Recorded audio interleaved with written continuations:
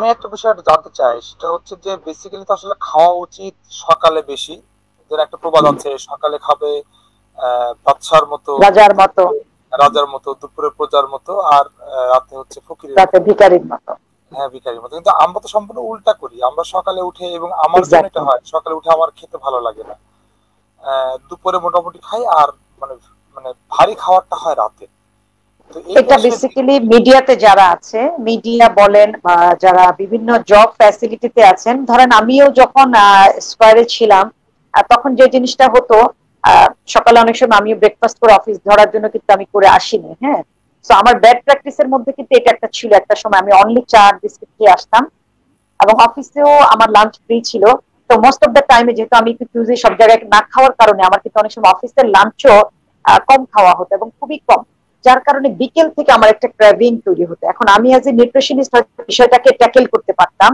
এটা তো আমি আপনাকে 6 বছর আগে, আমি আমি 10 বছর স্কোয়ারে কাজ করছি, আমি তখন বলছি। যার কারণে অনেক সময় আমার বিকেল থেকে আমারও ফুড হ্যাবিট, মানে আমার এত ক্র্যাভিং, তখন বাসায় যা পাচ্ছি তাই কিন্তু আমি মুখে দিচ্ছি।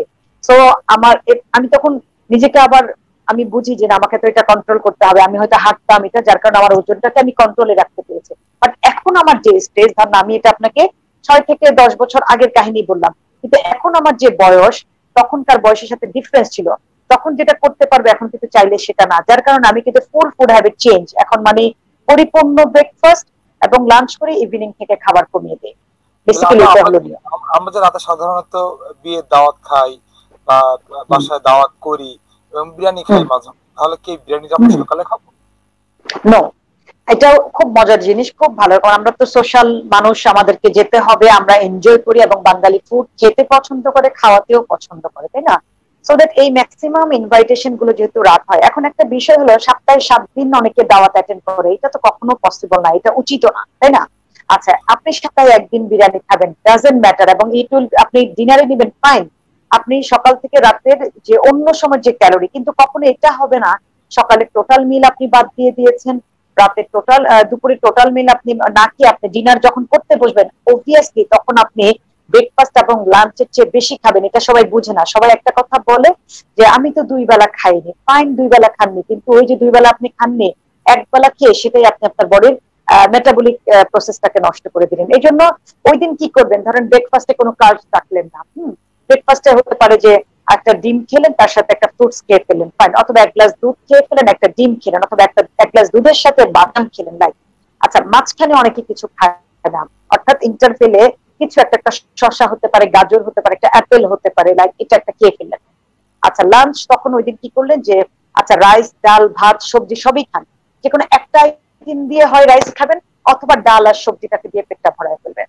ঠিক আছে, এটা করতে হবে। দেন আপনি ডিনারটাকে এবার এনজয় করেন, কোনো অসুবিধা নেই। সেদিন আপনি বিরিয়ানি খেলেন, একদিন এটা না, কারণ আপনি সারাদিন ক্যালোরি কন্ট্রোল করেছেন। বাট পরের দিন আবার যেটা করবেন, পরের দিন টোটালি আপনি জানেন তার থেকে একটু ক্যালোরি বাদ দিবেন, লাইক 100 ক্যালোরি করে মাইনাস করে দিবেন, তাহলে বিরিয়ানির যে ক্যালোরি, সেটা 3 দিনে অ্যাডজাস্ট হয়ে যাবে, খেতে কোনো অসুবিধা নাই। বিরিয়ানি কি আমাদের বাসায় হচ্ছে না? আমরা তো বাসায় রান্না হচ্ছে, বা ইনফ্যাক্ট বিরিয়ানি খেতে আসলে মনে হয় রাতেই মজা লাগে, সবাই বোধহয় রাতেই এটাকে প্রেফার করে, বা ফ্যামিলি মেম্বাররা থাকে, দ্যাটস ওয়াই এটা। যদিও আমি বলি যে, যেমন আমি রিসেন্ট একটা কথা বলি, বাসায় রান্না করেছে, আমি কিন্তু সকালের ব্রেকফাস্টে খেয়েছি বিরিয়ানিটা। ঠিক আছে, মানে এটা বাসায় রান্নার কারণে। এখন দাওয়াতে তো আসলে আমি সকালে খাবো না, দাওয়াতে ডেফিনেটলি রাতে খাবো। এবং আমি কখনো বলবো না দাওয়াতে গিয়ে আপনি কন্ট্রোল করেন, আপনি দাওয়াতে খান, কিন্তু হলো আপনি পরবর্তী 3 থেকে 4 দিন have to be control finally. তখন আপনি যদি একটু কার্বোহাইড্রেট কমিয়ে দেন, তেল কমিয়ে দেন, এই বিরিয়ানির ক্যালোরি কিন্তু অ্যাডজাস্ট হয়ে যাবে অটোমেটিক্যালি।